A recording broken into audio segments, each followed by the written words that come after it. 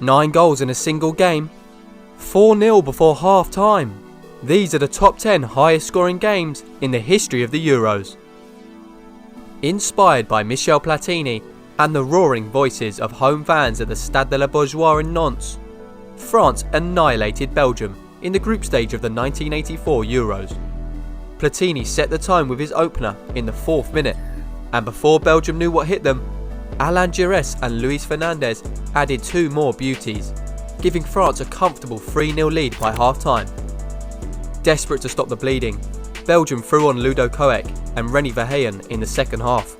But honestly, it was like putting a band-aid on a bullet wound, because Platini wasn't done yet. The skillful midfielder banged in 2 more to complete his hat-trick, sealing a 5-0 thrashing that left Belgian fans in tears and French fans in heaven. Just like England, Russia banged in 3 goals in their 1996 group stage clash against the Czech Republic. But the excitement was even greater, with both sides scoring 3 goals each in 90 minutes. The action kicked off early, with Sucha Parek giving Czech the lead within 5 minutes. Then, Kuka doubled the trouble for Russia in the 90th minute. At this point, it was looking like a walk in the park for the Czechs. But Russia turned things round in the second half, netting twice before the 60th minute. Things cooled down a bit, but then Pashasnik lit up the game with a stunning strike to make it 3-2, sending Russian fans into a frenzy. However, their celebrations were short-lived, because just 3 minutes later, Vladimir Smica fired back with a cracking equaliser, making it 3-3 and sealing one of the most topsy-turvy games you'll ever see.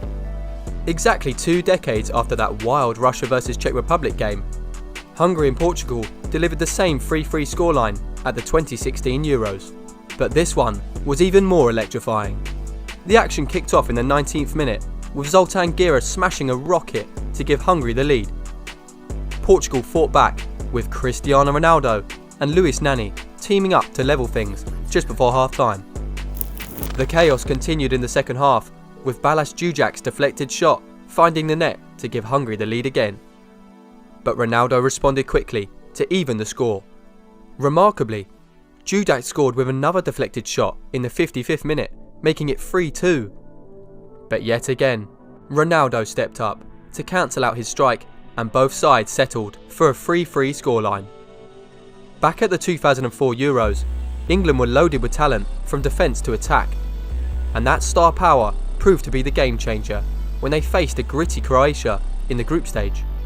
The match started with a shocker as Robert Kovac gave Croatia the lead in the 5th minute, but Paul Scholes and Wayne Rooney scored 2 goals late in the first half to erase that lead and put England in front. Fast forward to the second half, Rooney and Frank Lampard scored on either side of Igor Tudor's goal as England cruised to a 4-2 victory.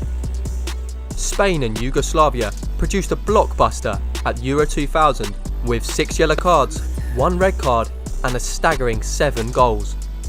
It all started with Milicevic and Alfonso Perez scoring for both sides within the first 40 minutes, and from then on, the floodgates were smashed open. Govodarica and Benitez traded goals in the 50th and 51st minute to make it 2-2. Then, in the 75th minute, Komljenovic put Yugoslavia ahead.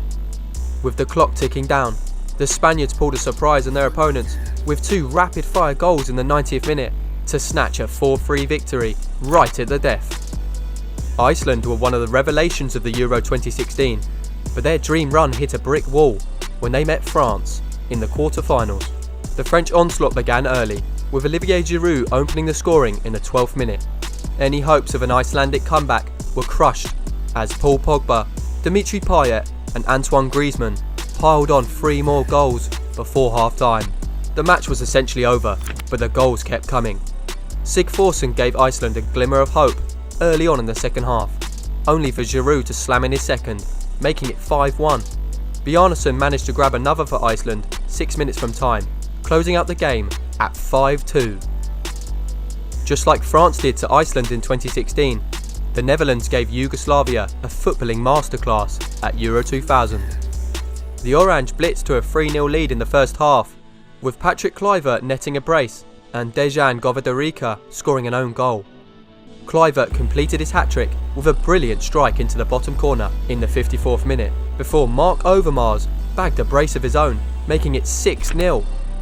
Yugoslavia did manage a consolation goal in the dying moments, but it was way too late to spark any comeback dreams.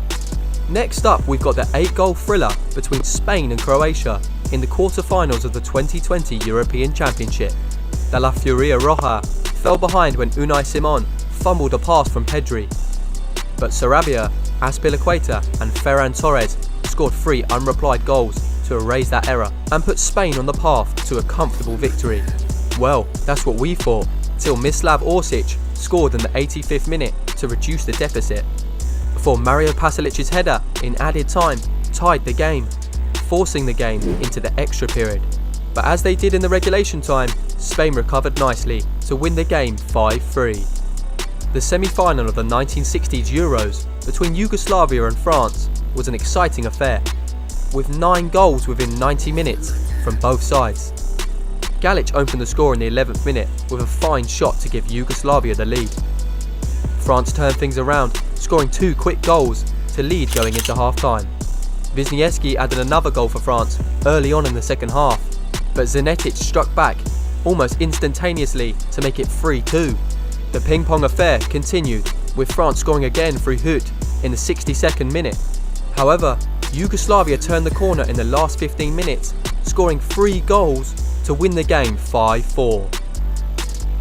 Alright folks, that's all for today. Thank you for watching to the end. If you enjoyed it, hit that like button, and why not subscribe to the channel. See you in the next video.